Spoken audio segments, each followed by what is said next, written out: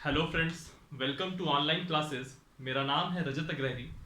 आज हम लोग की पॉलिटी की क्लास में हम लोग देखेंगे राजभाषा। थंबनेल से ही स्पष्ट हो गया होगा कि आज हम लोग पढ़ेंगे राजभाषा यानी कि ऑफिशियल लैंग्वेज। पिछली क्लास में हम लोगों ने न्यायपालिका खत्म की थी और जितने भी मेजर टॉपिक हैं पॉलिटी के वह ऑलमोस्ट खत्म हो गए हैं। फिर भी कुछ कुछ टॉपिक ऐसे होते हैं जिससे रिलेटेड कभी कभार एक क्वेश्चन पूछ लेता है और उसमें भी आप स्कोर कर पाओ, इसके लिए मैं सारे छोटे छोटे टॉपिक्स भी अभी आपको करा रहा हूँ। और आपके लिए पहले बता दूं, जितने भी कमीशंस हैं जैसे निर्वाचन आयोग होता है या जितने भी कमीशंस होते हैं, अनुसूचित जाति आयोग, जनजाति आयोग वगैरह वगैरह, जितने भी आयोग हैं, जितने भी ट्रिब्यूनल्स हैं, इन सब के बारे में मैंने डिस्कस कर रखा है। अगर आप प्लेलिस्ट में जाएंगे तो एक कॉन्स्टिट्यूशन बॉडीज करके एक प्लेलिस्ट होगी, उसमें आप जाइएगा तो आपको सारे आयोग आपको वहां पे मिल जाएंगे जो कि आपके एग्जाम के लिए बहुत ही बेनिफिशियल होंगे। और उसमें भी मैंने इतने डिटेल में चर्चा की है कि आपका चाहे आप यूपीएससी का भी एग्जाम देंगे तो भी आपका कोई भी क्वेश्चन आपका स्किप नहीं होगा। ठीक, चलिए आज हम लोग आते हैं राजभाषा में। पूरा लेक्चर देखिएगा, आज ही के लेक्चर में मैं पूरा टॉपिक कंप्लीट करा दूंगा। ठीक है, बहुत बड़ा टॉपिक नहीं रहेगा ये। ठीक, बस आपको इतना ही मुझे बताना है जिससे कि आपकी समझ बन जाए, बाकी ये पूरा मेंस के हिसाब से ज्यादा इंपॉर्टेंट रहता है। ठीक है, चलिए आते हैं आज की क्लास में। क्लास का नाम है, टॉपिक का नाम है राजभाषा। इसको हम इंग्लिश में कहेंगे ऑफिशियल लैंग्वेज।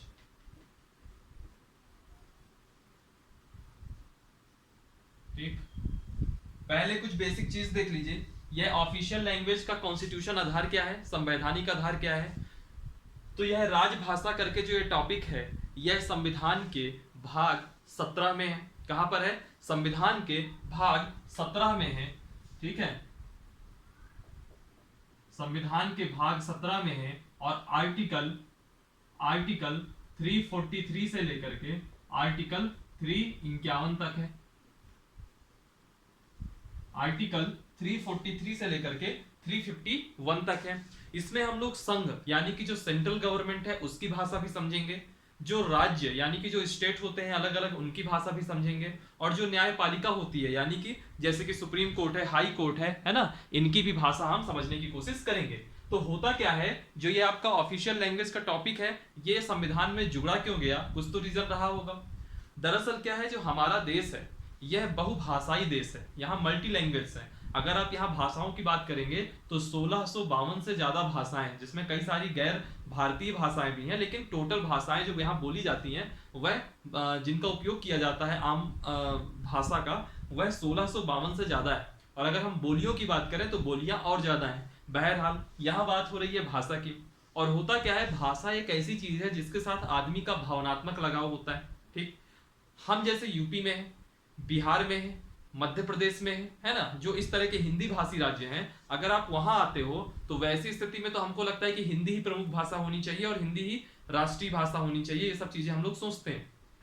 लेकिन जब आप दूसरे स्टेट्स की बात करते हो, आप गुजरात जाइए तो वहाँ गुजराती इंपॉर्टेंट है, आप महाराष्ट्र जाएंगे तो वहाँ मराठी इंपॉर्टेंट है, आप कश्मीर जाएंगे तो वहाँ कश्मीरी और डोगरी भाषा इंपॉर्टेंट है। अगर आप जो है साउथ में जाते हैं तो आपको कन्नड़ भाषा मिलती है, आपको तमिल मिलती है, तेलुगु मिलती है, मलयालम मिलती है, ये सब भाषाएं मिलती हैं। आप असम जाते हो तो असमी भाषा देखते हो, बोडो भाषा भी देखते हो। ठीक है, बिहार में भी अगर आप बिहार के अंदर, वैसे तो बिहार ओवरऑल देखेंगे तो हिंदी भाषा आपको दिखेगा, बट बिहार के अंदर आप जाओगे तो मैथिली भाषा भी आपको मिलेगी, है ना।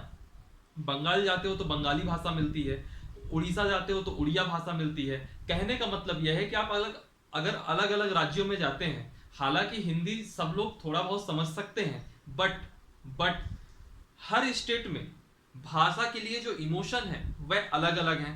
तो बात यह उठी कि जब देश आजाद हो गया तो क्या एक किसी को राष्ट्रीय भाषा का दर्जा दिया जाए क्या। हम लोग अमूमन बोल देते हैं कि राष्ट्रीय भाषा हिंदी है या कुछ ऐसा है। तो मैं आपको बता दूं, एक आईटीआई के तहत यह खुलासा भी हुआ है कि भारत की कोई भी ऐसे एज सच कोई राष्ट्रीय भाषा नहीं है। ये हमारे और आपके मानने के हिसाब से है तो अलग बात है, बट सरकारी गैजेट में कहीं भी इसका कहीं कोई उल्लेख नहीं। तो आपको कभी कोई राष्ट्रीय भाषा बोल दे तो राष्ट्रीय भाषा इस देश की कोई भी नहीं। बहरहाल, तो हुआ क्या, सबसे पहले जो शेड्यूल बने, अनुसूचियां जो बनी, तो इसमें जो अनुसूची थी आठवीं अनुसूची में भाषाओं को लाया गया।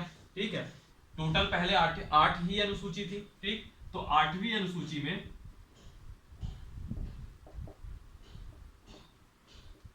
8वीं अनुसूची में भारतीय भाषाओं का वर्णन है, भारतीय भाषाएं डाली गई। और जो आज के समय में वर्तमान में कितनी भाषाएं हैं, 22 भाषाएं हैं। एग्जाम में कई बार यही पूछ लेता है कि 8वीं अनुसूची में कितनी भाषाओं का जिक्र है, तो 22 भाषाएं। और कई बार यह भी पूछ लेता है कि जो 8वीं अनुसूची में 4 ऑप्शन दिया रहेगा, पूछ लेगा निम्न में से कौन सी भाषा 8वीं अनुसूची में शामिल है, या पूछ लेगा निम्न में से कौन सी भाषा शामिल नहीं है। तो याद रखिएगा 8वीं अनुसूची में अगर मैं आज की बात करूं तो टोटल 22 भाषाएं हैं, लेकिन जब संविधान का निर्माण हुआ था बिल्कुल शुरुआत में 22 भाषाएं नहीं थी। पहले इसमें 14 भाषाएं थी, फिर बाद में 3 संविधान संशोधन हुए और उन 3 संविधान संशोधन के बाद टोटल भाषाएं हो गई 22। यानी कि पहले 14 भाषाएं थी, फिर एक भाषा और जोड़ी गई तो टोटल 15 हो गई, फिर एक संविधान संशोधन और किया गया और 3 भाषाएं और जोड़ी गई, फिर 18 हो गई, और फिर बाद में 4 भाषाएं एक संविधान संशोधन के द्वारा और जोड़ी गई, टोटल 22 हो गई। तो अब मैं वापस से सारी भाषाओं को आपको सामने लिखता हूं, और इसी जब मैं अलग अलग लिखूंगा, पहले 14 लिखूंगा, फिर 1 लिखूंगा, फिर 3 लिखूंगा, फिर 4 लिखूंगा, जो कि टोटल 22 भाषाएं बन जाएंगी। तो आपको याद रखने में भी सहूलियत होगी। देखिएगा कैसे, जो मूल संविधान था यानी कि जो प्रारंभ की सिचुएशन थी, प्रारंभ में 14 भाषाएं थी,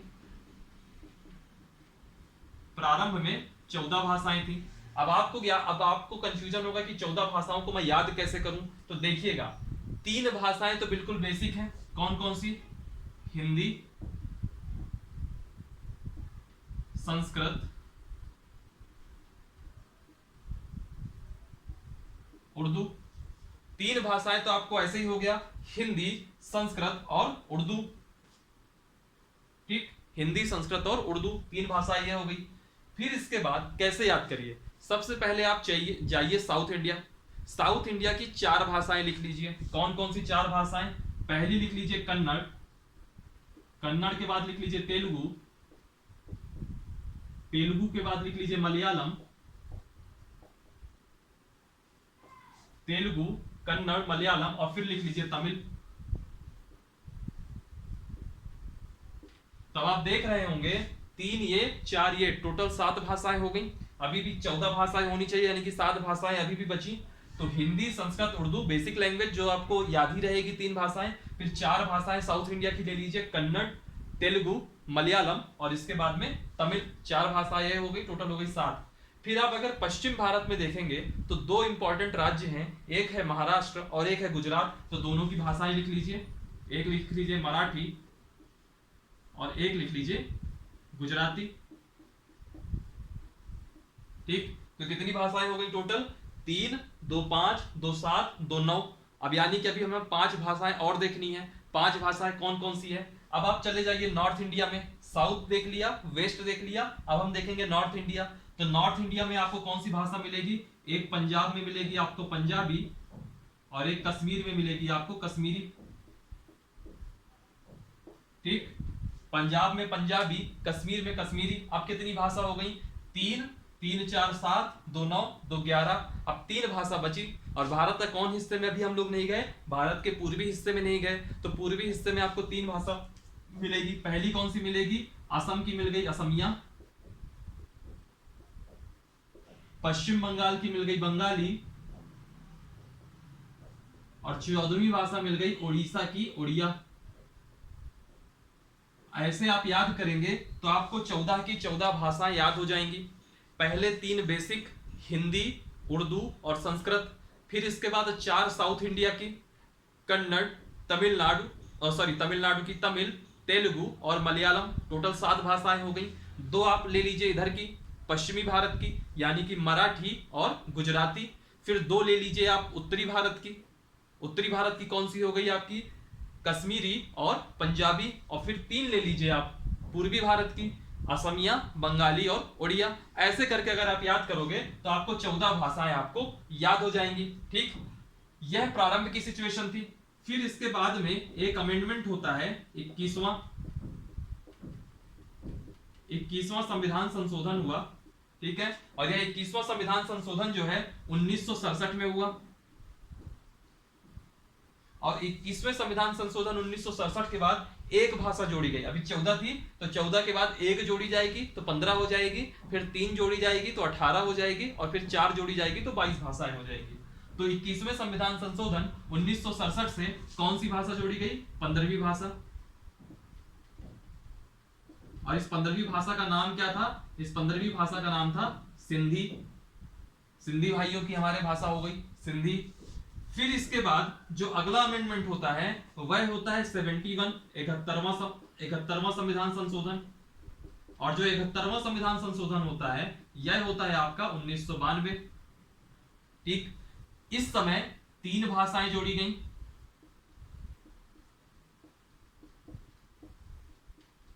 तीन भाषा जोड़ी गई। कौन कौन सी जोड़ी गई वह देखिएगा। गोवा की एक भाषा जोड़ी गई कोंकणी, ये महाराष्ट्र में भी बोली जाती है और गोवा में भी बोली जाती है। एक भाषा जोड़ी गई कोंकणी। कोंकणी के बाद एक भाषा जोड़ी गई मणिपुरी। और लास्ट एक भाषा जोड़ी गई नेपाली। तो कई बार जब 4 ऑप्शन आते हैं तो लोगों को लग जाता है कि जो नेपाली भाषा है वह नहीं होगी इन 22 भाषाओं में। तो इस गलत फहमी में मत रहिएगा, यह नेपाली भाषा भी 8वीं अनुसूची में शामिल है। तो 15 ये थी, 3 ये हो गई, टोटल 18 भाषा हो गई। फिर इसके बाद में एक अमेंडमेंट होता है 92वां संविधान संशोधन। और ये जो 92वां संविधान संशोधन होता है यह 2003 में होता है। और 2003 में इसके माध्यम से 4 भाषाएं जोड़ी गई। 4 भाषाएं जुड़ी। कौन कौन सी जुड़ी? एक जुड़ी आपकी डोगरी। डोगरी कहां पे बोली जाती है? जम्मू में। ठीक है, तो एक भाषा जोड़ी गई आपकी डोगरी। दूसरी जोड़ी गई बोडो। बोडो क्या है? एक आप देखेंगे तो एक आदिवासी समूह है जिनकी एक अलग मांग रहती है असम में बोडोलैंड, कि हमको एक अपना अलग स्टेट चाहिए बोडोलैंड करके। ठीक है, तो उनकी भाषा का नाम है बोडो। और बोडो के बाद एक जोड़ी गई संथाली। और एक भाषा जोड़ी गई मैथिली। और मैथिली भाषा आपको पता ही है कौन सी है, यह गुजरात के अंदर सॉरी बिहार के अंदर बोली जाती है मैथिली में। ठीक है, तो पहले 14 भाषाएं थी, फिर एक भाषा सिंधी जोड़ी गई, 15 हो गई। फिर कोंकणी, मणिपुरी और नेपाली 3 भाषा और जोड़ी गई, तो 17 हो गई, 18 हो गई। फिर इसके बाद 4 भाषा और जोड़ी गई। कौन कौन सी जोड़ी गई? एक सेकेंड। कोंकणी, मणिपुरी और नेपाली। और फिर इसके बाद 4 भाषा और जोड़ी गई, डोंगरी, बोडो, संथाली और मैथिली। तो टोटल करके 22 भाषाएं हैं। इसका आप स्क्रीनशॉट ले लीजिएगा, इससे क्वेश्चन अक्सर पूछ लेता है। ठीक है, अब सवाल उठता है कि अगर हमारे यहाँ इतनी सारी भाषाएं हैं तो हमारे देश की भाषा कौन सी है? मान लीजिए केंद्र सरकार को कोई काम करना है तो वह किस भाषा में काम करे? राज्य सरकार को कोई काम करना है तो वह किस भाषा में काम करे? 2 राज्यों को आपस में बात करनी है तो किस भाषा में बात करे? किसी केंद्र को किसी राज्य से बात करनी है तो किस भाषा में बात करें? ठीक है, न्यायपालिका को किसी भाषा में, न्यायपालिका को अपना न्याय देना है, आदेश देना है, डिक्री देनी है तो किस भाषा में दे? यानी मैं जनता हूं, मुझको अपनी कोई शिकायत सरकार के पक्ष सामने रखनी है तो मैं अपनी शिकायत किस भाषा में करूं? तो इन सब चीजों का प्रावधान इस अनुच्छेद 343 से अनुच्छेद 351 तक किया गया है। बहुत डीप में इसमें क्वेश्चन अभी तक नहीं जल्दी पूछे जाते हैं। हमेशा यही पूछ लेगा कि संघ की राजभाषा का प्रावधान किस अनुच्छेद में है। राज्य की राजभाषा का प्रावधान, राज्य यानी कि स्टेट, जैसे कि एमपी, छत्तीसगढ़, गुजरात, महाराष्ट्र, और संघ यानी कि भारत की राजभाषा का प्रावधान किसमें है? स्टेट की राजभाषा का प्रावधान किसमें है? न्यायपालिका की भाषा का प्रावधान किसमें है? यह सब चीजें आपको इन्हीं आर्टिकल्स के अंदर है और वहीं से क्वेश्चन पूछ लेता है। लेकिन हम लोग थोड़ा डीप में भी जाकर के देखेंगे कि कहीं कोई डीप में क्वेश्चन आ गया तो भी आप कर सको। ठीक है, सबसे पहला टॉपिक है इसमें संघ की भाषा। संघ का मतलब क्या हुआ? केंद्र। तो संघ की भाषा से संबंधित आर्टिकल सिर्फ 2 हैं। एक है आर्टिकल 343 और एक है आर्टिकल 344। ठीक, हुआ क्या, जब देश आजाद हुआ तो इसके बाद यही एक बहुत महत्वपूर्ण मुद्दा बना कि भाषा कौन सी होनी चाहिए।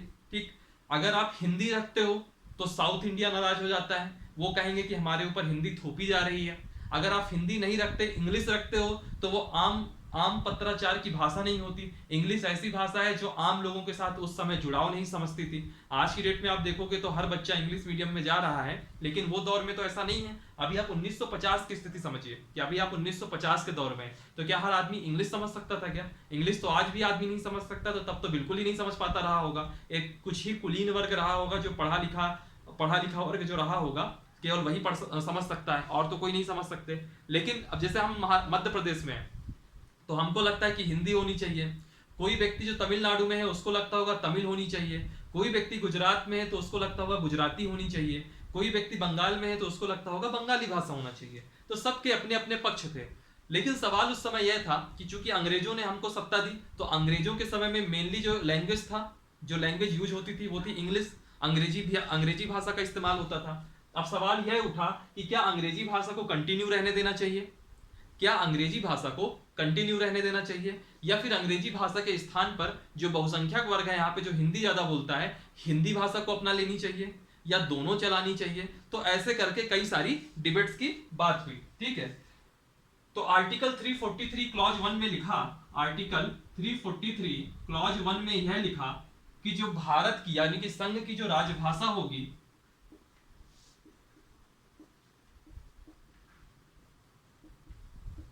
संघ की जो राजभाषा होगी वह हिंदी होगी, तथा जो लिपि होगी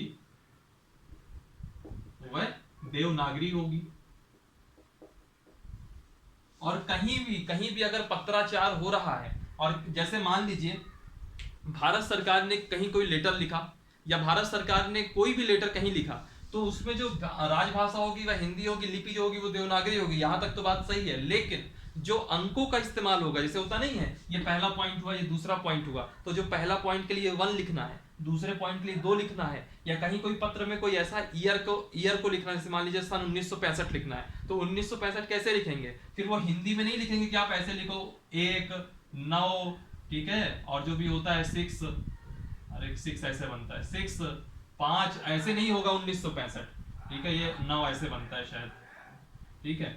1965 फिर ऐसे नहीं लिखा जाएगा। फिर 1965 जो अंकों का जो इस्तेमाल होगा वह जो है अंतरराष्ट्रीय मानकों के अनुरूप होगा। यानी कि 1965 लिखने से 344 लिखना है तो 344 ऐसे रहेगा, क्योंकि कई लोग सोचते हैं कि अगर राजभाषा हिंदी होगी तो 344 ऐसे लिखा जाएगा, फिर ऐसे तो ऐसे नहीं लिखा जाएगा, वो 344 ऐसा ही लिखा जाएगा, जैसा कि अंतरराष्ट्रीय स्टैंडर्ड है, इंटरनेशनल स्टैंडर्ड है, उन्हीं स्टैंडर्ड के अकॉर्डिंग अंकों का प्रयोग किया जाएगा। ठीक है, तो मैं लिख देता हूं, अंकों का स्वरूप अंतरराष्ट्रीय होगा।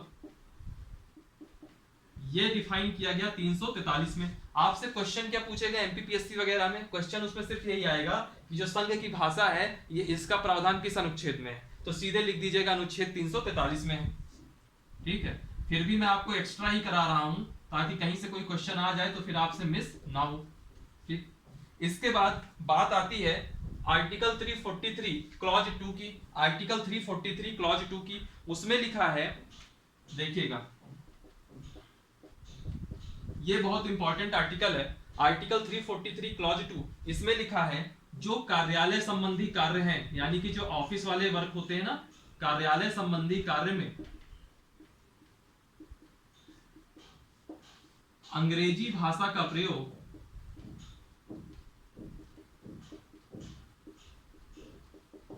15 वर्षों तक। 15 वर्षों तक का मतलब समझते हैं आप? 1950 की बात है, यानी कि 25 जनवरी 1965 तक। 1950 से 15 साल देखेंगे तो 25 जनवरी 1965 आएगा। तो कार्यालय संबंधी कार्य में अंग्रेजी भाषा का प्रयोग 15 वर्षों तक होगा। ठीक है,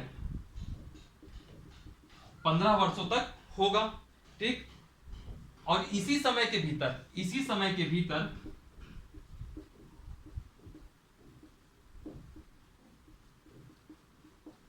जो राष्ट्रपति है, राष्ट्रपति यानी कि व्यवहार में क्या कहलाया? मंत्रिपरिषद, यानी कि जो भी केंद्र की सरकार में बैठेगा, तो जो राष्ट्रपति है वह हिंदी का प्रयोग साथ साथ किए जाने का अधिकार दे सकते हैं।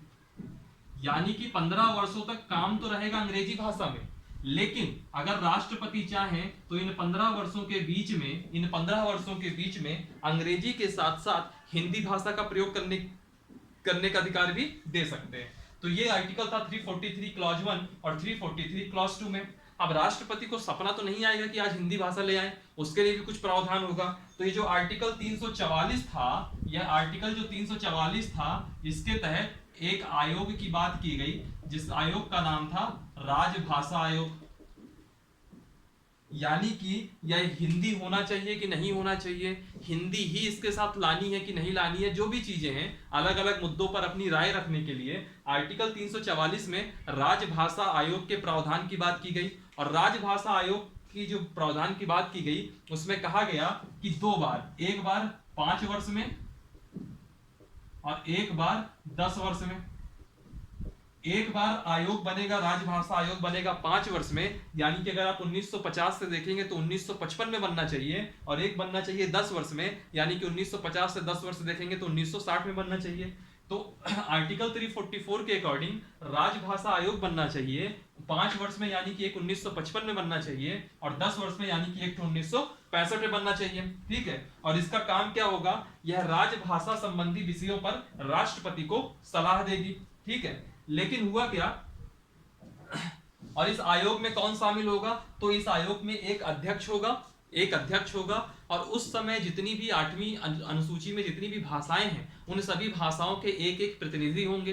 ठीक है, और वह सब आपस में अपनी सिफारिशें करेंगे, जो अनुशंसाएं करेंगे वो राष्ट्रपति को करेंगे, फिर राष्ट्रपति उन सिफारिशों को संसद में रखेगा, और संसद के बाद वो एक समिति में जाएगा, और उस समिति में 30 मेंबर होंगे, जो 20 लोकसभा के होंगे, 10 राज्यसभा के होंगे। इतना डिटेल में आपको जानने की जरूरत नहीं है, बस आप इतना याद रखिएगा कि इस राजभाषा आयोग की बात जो 5 वर्ष और 10 वर्ष में की गई थी, तो 5 वर्ष में तो राजभाषा आयोग बना, 1955 में तो राजभाषा आयोग बना, लेकिन इस 10 वर्ष वाले में राजभाषा आयोग कभी गठित नहीं हुआ। ठीक है, तो जो 5 वर्ष बाद यानी कि 1955 में जो राजभाषा आयोग बना, उस आयोग की आज हम चर्चा करेंगे। आई होप आपने इसका स्क्रीनशॉट ले लिया होगा, नहीं लिया हो तो वीडियो रिवाइंड करिए और फिर ले लीजिए। ठीक, आर्टिकल 344 के तहत जिस राजभाषा आयोग के गठन की बात की गई, पहले राजभाषा आयोग की, तो 1955 में गठित हुआ, तो उस राजभाषा आयोग का नाम क्या था, प्रथम राजभाषा आयोग। आपसे एग्जाम में ये पूछ सकता है कि पहला राजभाषा आयोग कब बना, तो आप कहोगे 1955 में गठित हुआ, और आपसे यह भी पूछ सकता है कि इसके अध्यक्ष कौन थे, तो याद रखिएगा बीजी खेर की अध्यक्षता में था।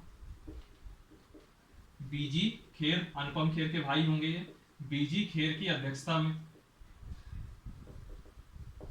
ठीक, बीजी खेर की अध्यक्षता में पहला राजभाषा आयोग 1955 बना, और इस आयोग ने 1956 में, इस आयोग ने 1956 में एक रिपोर्ट पेश करी। 1956 में एक रिपोर्ट पेश करी, और उस रिपोर्ट के अनुसार यह था कि 1965 तक अंग्रेजी भाषा में ही सारे काम होते रहे। मैं सिंपल भाषा में बता रहा हूं आपको, 1965 तक अंग्रेजी भाषा में ही सारे काम होते रहे, और 1965 के बाद हिंदी को भाषा बना दिया जाए, हिंदी को उपराजभाषा का दर्जा दे दिया जाए। सुनिएगा इनकी रिपोर्ट की सिफारिश क्या थी। पहली सिफारिश क्या थी कि 1965 तक अंग्रेजी को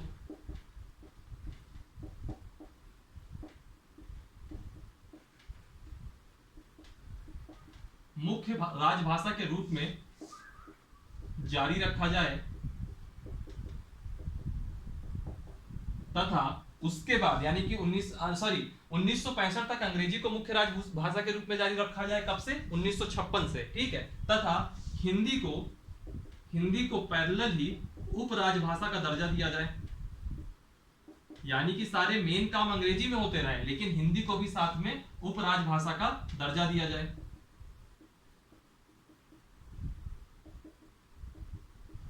यह पहले राजभाषा आयोग की पहली सिफारिश थी। और एक दूसरी जो इंपॉर्टेंट सिफारिश थी, कि 1965 के बाद, 1965 तक की स्थिति तो इन्होंने बता दी, जो 15 साल तक की बात हुई थी, तो 1965 तक इन्होंने बता दिया कि अंग्रेजी को मुख्य भाषा के रूप में चलाइए, साथ ही हिंदी भाषा को सहायक भाषा या उपराजभाषा का दर्जा दे दीजिए। फिर इन्होंने कहा कि 1965 के बाद हिंदी संघ की मुख्य राजभाषा बनेगी। फिर इन्होंने कहा कि अगर 1965 के बाद की बात की जाए तो जो हिंदी है वह मुख्य राजभाषा बनेगी, और जो अंग्रेजी है वह केंद्रीय राजभाषा के रूप में चलती रहेगी। अंग्रेजी जो है केंद्रीय राजभाषा के रूप में चलती रहेगी। ये जो दो पॉइंट हैं, यह पहले राजभाषा आयोग ने संस्तुति दी और इसकी अध्यक्षता किसने करी थी? बीजी खेर ने। पहला पॉइंट इन्होंने कहा कि 1965 तक अंग्रेजी मुख्य राजभाषा के रूप में चलती रहे और उसके साथ हिंदी को जो है उपभाषा के रूप में या उपराजभाषा के रूप में दर्जा दिया जाए। फिर 1965 के बाद हिंदी जो है संघ की मुख्य राजभाषा बन जाए और अंग्रेजी जो है केंद्रीय राजभाषा के रूप में चलती रहे 1965 के बाद। फिर क्या होना चाहिए कि 1960 में एक दूसरा राजभाषा आयोग बनना चाहिए था, लेकिन फिर वो कभी बनाया नहीं गया। फिर इसके बाद 1963 में राजभाषा अधिनियम आया। राजभाषा अधिनियम केंद्र सरकार लेके आती है 1963 और इसके तहत विभिन्न प्रावधान किए गए। ठीक है, विभिन्न प्रावधान किए गए। मैं उन सभी प्रावधानों की जो सभी प्रावधान बहुत ज्यादा हैं, इसमें 8-10 पॉइंट होते हैं, इसमें मैं यहाँ लिखाऊंगा नहीं। जो उसके इंपॉर्टेंट बातें हैं उनकी मैं चर्चा कर देता हूँ। और इस जो राजभाषा अधिनियम 1963 के जो प्रावधान है, ये अभी टेलीग्राम के पेज पे, जब आप वीडियो देख रहे होगे ना, उसी दिन आधे एक घंटे के अंदर ही टेलीग्राम के पेज पे मैं उसकी पिक्चर आपको डाल दूंगा, आप वहां पे जाकर के इसके प्रावधान देख सकते हैं। ठीक है, बहरहाल इससे कुछ प्रावधान देख लीजिए जो मैं आपको जनरली आपको बता देता हूं। इन्होंने कहा कि जो संघ के राजकीय प्रयोजन है, यानी कि संघ का मतलब क्या है यहाँ पे, जो केंद्र सरकार है, केंद्र सरकार जो अपने काम करेगी उन प्रयोजनों में संसद में जो अंग्रेजी भाषा है वह 15 वर्ष के बाद भी जारी रहेगी, जैसे कंटिन्यू थी वैसे ही कंटिन्यू रहेगी। और इन्होंने कुछ बातें ये भी करी, जैसे मान लीजिए मैं केंद्र हूं, ठीक, एक सेकंड रुकिएगा जरा। मेरा एक स्टेट है, मध्य प्रदेश है, मध्य प्रदेश की प्रमुख भाषा यहाँ हिंदी है मान लीजिए। तो ऐसी स्थिति में जो हमारे यहाँ के जो राज्यपाल होंगे वह राष्ट्रपति की पूर्व सहमति से अपने यहाँ की एक राजभाषा डिसाइड कर सकते हैं। वो यहाँ के लोग कह सकते हैं हिंदी होगी, उत्तर प्रदेश हिंदी कह सकता है, गुजरात गुजराती बोल सकता है, महाराष्ट्र मराठी बोल सकता है। अंग्रेजी एक भाषा रहेगी, लेकिन उसके साथ में एक सहायक भाषा बनाई जा सकती है जो कि राज्य की राजभाषा के रूप में जिसको दर्जा मिलेगा। ये इसी अधिनियम में आ गया था। हालांकि जब हम राज्य की राजभाषा पढ़ेंगे तो यह 1944 के बाद यानी कि 344 के बाद यानी कि आर्टिकल 345 से राज्य की राजभाषा चालू होगी। लेकिन जो उसका प्रावधान है वह इसी अधिनियम के अंतर्गत दे दिया गया कि कोई भी स्टेट जो भी उसके यहाँ बोली जाने वाली भाषा है उसको राजभाषा का दर्जा दे सकती है। तमिलनाडु तमिल को दे सकता है, पश्चिम बंगाल बंगाली को दे सकता है, असम असमिया को दे सकता है, उड़ीसा उड़िया को दे सकता है, और एक से ज्यादा राजभाषा का भी प्रावधान किया जा सकता है। ठीक है, बहरहाल, और इंग्लिश जो है पैरेलल चलती रहेगी। अब एक चीज ये भी याद रखिएगा, जैसे हाई कोर्ट वगैरह में जो फैसले वगैरह होते हैं, जैसे हाई कोर्ट में कोई फैसला होता है तो फैसला किस भाषा में होना चाहिए, तो इसके लिए भी एक प्रावधान है।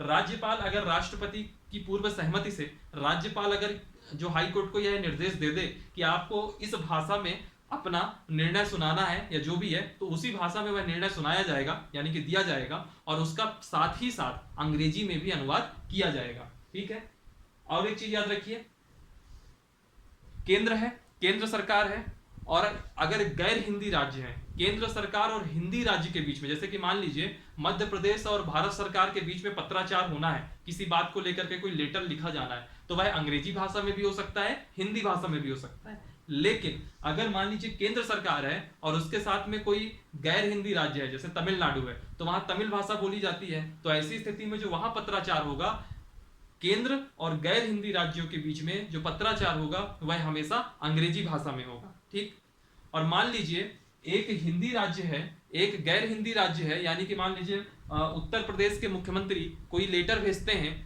तमिलनाडु के मुख्यमंत्री को, तो वह किस भाषा में होगा, तो वह हिंदी भाषा में भेज तो सकते हैं, लेकिन हिंदी भाषा के साथ साथ अंग्रेजी भाषा में उसका अनुवाद भी होना चाहिए। तो यह सब चीजें प्रावधान थी राजभाषा अधिनियम 1963 के अंतर्गत। इन सब चीजों की मैं फोटो आपको उसमें टेलीग्राम में डाल दूंगा, क्योंकि 11-12 पॉइंट है, एक एक पॉइंट बताने जाऊंगा तो फिर टाइम बहुत वेस्ट हो जाएगा। ठीक, हम लोगों ने 2 आर्टिकल देखे, आर्टिकल 343 और आर्टिकल 344, जिसके अंतर्गत हम लोगों ने राज्य की राजभाषा को समझा, संघ की राजभाषा को समझा। अब हम लोग देखेंगे राज्य की राजभाषा, राज्य यानी कि स्टेट। छत्तीसगढ़ की राजभाषा क्या होगी, मध्य प्रदेश की राजभाषा क्या होगी, तमिलनाडु की राजभाषा क्या होगी, इसको देखेंगे। तो इसके लिए भी हम 2 आर्टिकल की बात करेंगे। एक है आर्टिकल 345 और एक है आर्टिकल 346। अगर आप दोनों आर्टिकल का मतलब जान लीजिए, आर्टिकल 345 के अंतर्गत राज्य की राजभाषा की चर्चा है।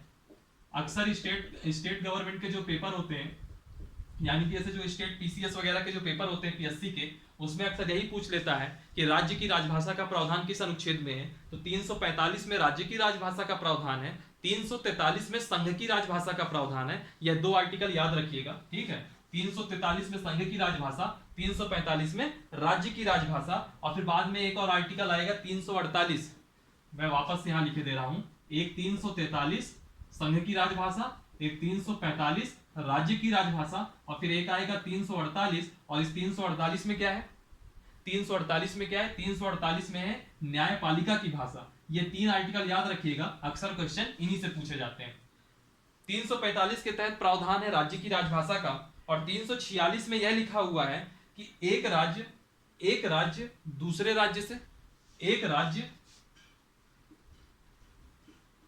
और राज्य के बीच में जो भाषा क्या क्या प्रावधान होगा, और राज्य और संघ के बीच में भाषा का किस भाषा के माध्यम से संवाद होगा, कम्युनिकेशन होगा, ठीक है। तो यह प्रावधान दिया गया है आर्टिकल 346 में। और आज की स्थिति में इस आर्टिकल से ज्यादा इंपॉर्टेंट क्या है, वह जो अभी हमने थोड़ी देर पहले राजभाषा अधिनियम 1963 देखा था, वहां साफ साफ स्पष्ट है कि दो हिंदी भाषा राज्य हैं तो वह हिंदी से पत्राचार कर सकते हैं। अब यूपी और एमपी के बीच में कोई बात हो रही होगी तो हिंदी भाषा में हो सकती है, लेकिन अगर एक हिंदी भाषा राज्य है, एक गैर हिंदी भाषा राज्य है, तो वैसी स्थिति में जो हिंदी भाषी स्टेट है वह हिंदी भाषा में बोल सकता है, और जो तमिलनाडु का है वो तमिल भाषा में अपना लेटर दे सकता है। लेकिन दोनों को अपनी अपनी भाषाओं के साथ अंग्रेजी के अनुवाद का भी लेटर देना पड़ेगा।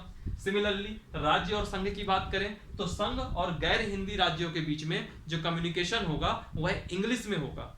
संघ और गैर हिंदी राज्यों में जो कम्युनिकेशन होगा वह इंग्लिश में होगा।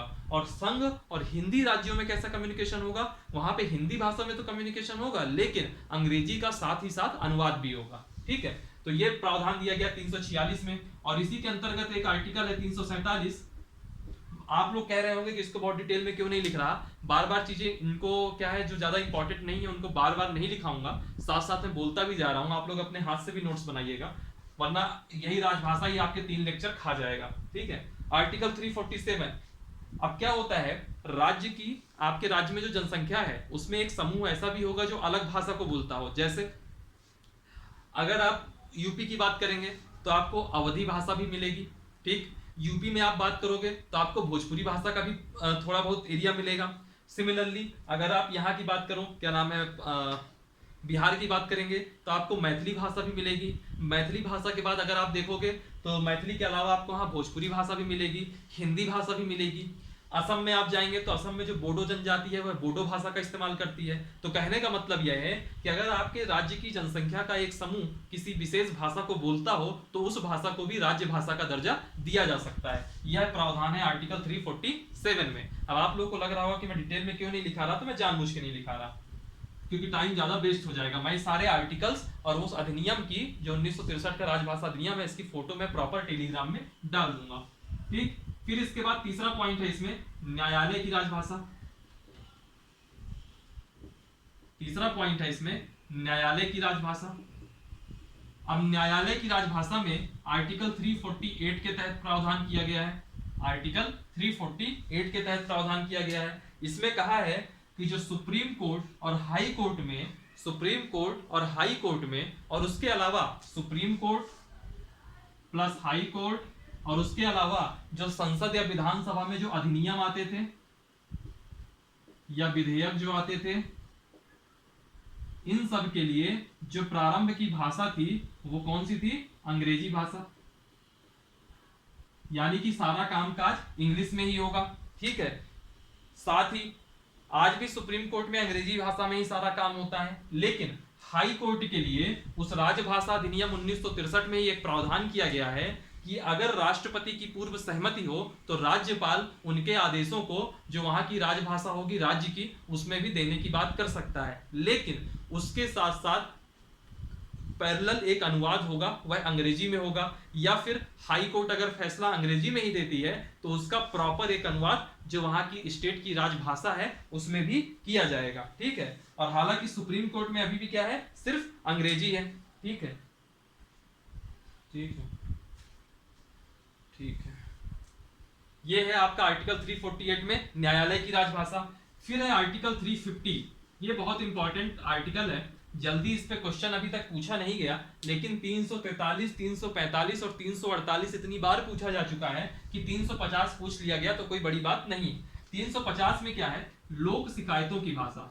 कहने का मतलब यह है कि अगर मान लीजिए मुझको कोई शिकायत है, मैं अपने लोक सेवक के पास जा रहा हूं, तो कहीं वो ऐसा तो नहीं होगा कि मान लीजिए मुझे किसी चीज की कंप्लेन करनी है, मेरे यहाँ की राजभाषा क्या है, मान लीजिए इंग्लिश है, और मुझको केवल हिंदी आती है, मैंने हिंदी में एक एप्लीकेशन दिया और उनको पकड़ा दिया। अब वो कहते नहीं नहीं मैं तुम्हारी सुनवाई नहीं करूंगा क्योंकि जो तुम्हारी शिकायत है वो राजभाषा में नहीं है, जाओ चले जाओ। तो ऐसा नहीं हो सकता। जो लोक सेवक है, जो लोक शिकायतें होती है, यानी कि जो जनता की शिकायतें हैं, वह चाहे किसी भी भाषा में क्यों ना हो, किसी भी भाषा में क्यों ना हो, उनको आपको सुनवाई करनी ही पड़ेगी। उसमें ऐसा कोई कंपलसरी नहीं है कि वह राजभाषा ही होनी चाहिए। ठीक, ये हो गया आपका एक टॉपिक, लोक शिकायतों की भाषा। ठीक है, फिर एक टॉपिक और है, बहुत इंपॉर्टेंट है, शास्त्रीय भाषा। अभी एक नया टॉपिक ऐड ऑन हुआ है, तो चूंकि अब ये नया है तो ये चीजें क्या है, ज्यादा पूछा जा सकता है। हालांकि अभी शास्त्रीय भाषाओं में बहुत क्वेश्चन नहीं आए हैं, लेकिन एक भाषा का नया वर्ग बनाया गया,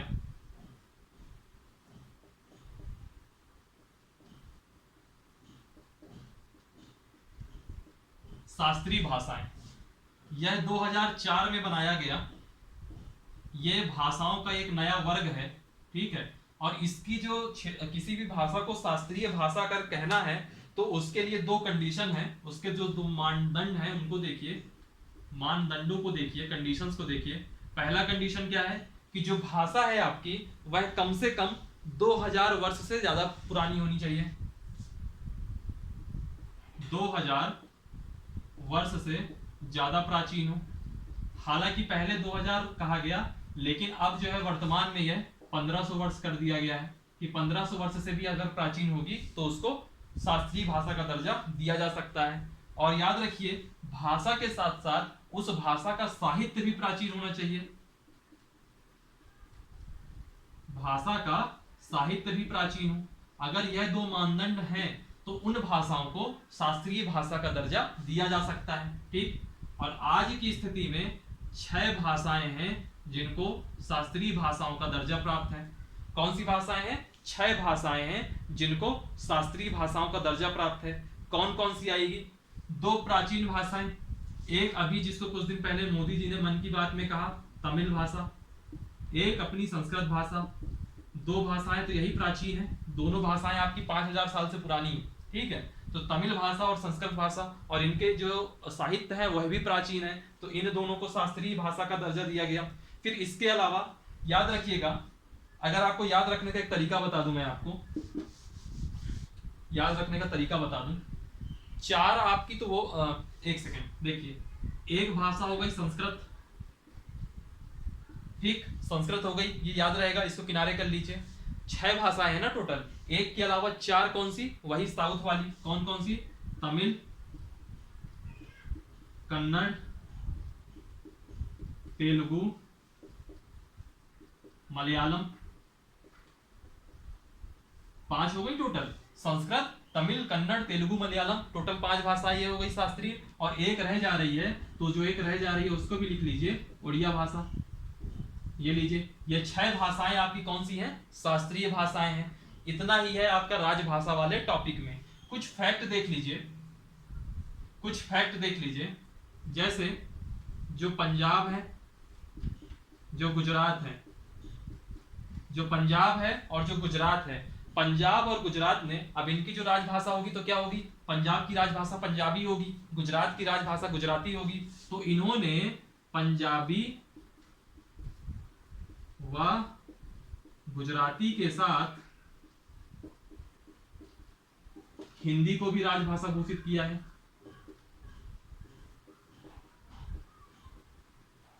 यानी कि पंजाब है तो पंजाबी तो है ही, पंजाबी के साथ हिंदी भी राजभाषा है।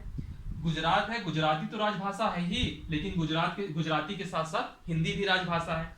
और एक फैक्ट देख लीजिए, कुछ स्टेट के मैं नाम बताऊंगा जहां की राजभाषा अंग्रेजी ही है। जैसे 4 स्टेट हैं ऐसे, नागालैंड, और चारों के चारों आपके नॉर्थ ईस्ट वाले राज्य हैं, पूर्वोत्तर राज्य हैं। नागालैंड, मिजोरम, मणिपुर, अरुणाचल प्रदेश। इन 4 राज्यों की जो राजभाषा है वह कौन सी है? वह अंग्रेजी है। ठीक, तो ये कुछ फैक्ट हो गया। ठीक, अब बाकी सब में जो राजभाषाएं हैं, वह सब वहां के स्टेट के ऊपर डिपेंड करता है वो कौन सी राजभाषा बनाना चाहता है। ठीक, राजभाषा में इतना ही था जितना मैंने आपको करा दिया, इससे बाहर राजभाषा में कुछ नहीं आएगा। बेसिकली अगर आपको कुछ ना याद रहे तो बेसिक आर्टिकल याद रखिएगा। 343 संघ की राजभाषा, 345 राज्य की राजभाषा, 348 न्यायालय की भाषा, और 350 में क्या है? लोक शिकायत की भाषा। ठीक है, और 347 में क्या है कि अगर कोई भी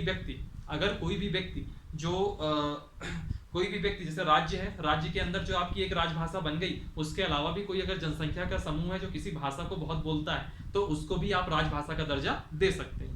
केवल इतना ही था 347 में भी। और बाकी जो मेन था राजभाषा अधिनियम 1963, उसके अंतर्गत मैंने आपको बता ही दिया है कि केंद्र और राज्यों के बीच में, और राज्य जो गैर हिंदी राज्य है और जो हिंदी राज्य है उनके बीच में कैसे संवाद होगा, कैसा कम्युनिकेशन होगा, ये सब चीजें हम लोगों ने आज देख ली। फिर बाद में शास्त्रीय भाषाएं भी देख ली कि 2004 में वर्ग बना, 2 मानदंड है, 2000 वर्ष से पुराना होना चाहिए और साहित्य भी प्राचीन होना चाहिए। टोटल 6 भाषाएं हैं। कौन कौन सी है? संस्कृत है, फिर तमिल, कन्नड़, तेलुगु, मलयालम, और इसके बाद में एक और रहती है, वो है उड़िया। ठीक है, फिर कुछ फैक्ट थे कि पंजाब और गुजरात ने अपनी पंजाबी और गुजराती के साथ साथ हिंदी को भी राजभाषा बनाया है। और जो 4 राज्य ये है, नागालैंड, मिजोरम, मणिपुर नहीं होगा यहाँ पे, सॉरी ये मणिपुर नहीं होगा, यह मेघालय होगा। मणिपुर की तो भाषा ही है, मणिपुर की तो भाषा 8वीं अनुसूची में भी है, ये बाई मिस्टेक लिख गया मेरे से, सॉरी। नागालैंड, मिजोरम, मेघालय और अरुणाचल प्रदेश, यहाँ की राजभाषा अंग्रेजी है। ठीक है, चलिए फिर आज की क्लास के लिए इतना ही रखते हैं। वीडियो को लाइक कीजिए, कमेंट कीजिए, कहीं कोई डाउट हो तो आप कमेंट सेक्शन में जाकर के पूछ सकते हैं। कुछ फीडबैक देना है तो फीडबैक भी दे सकते हैं। अगर आपको जो भी कॉन्स्टिट्यूशनल बॉडीज हैं तो उनके अगर आपको लेक्चर देखना है तो आप प्लेलिस्ट में जाकर के उनको भी देख सकते हैं। चलिए फिर आज के लिए इतना ही रखते हैं। वीडियो को लाइक कीजिएगा। डिस्क्रिप्शन बॉक्स में टेलीग्राम की लिंक होगी, उसको जरूर ज्वाइन कीजिएगा, क्योंकि जो आज का अधिनियम 1963 है, भाषा अधिनियम 1963, उसको मैं टेलीग्राम में ही डाल दूंगा। और 343 से 351 तक का जो आर्टिकल है, उसका जो 1 लाइनर रहता है, वो भी मैं लक्ष्मीकांत के पीछे जो उसमें लिखा हुआ है एक पन्ने का, वह फोटो भी आपको डाल दूंगा। चलिए फिर आज के लिए इतना ही रखते हैं। Thank you for watching, thank you so much.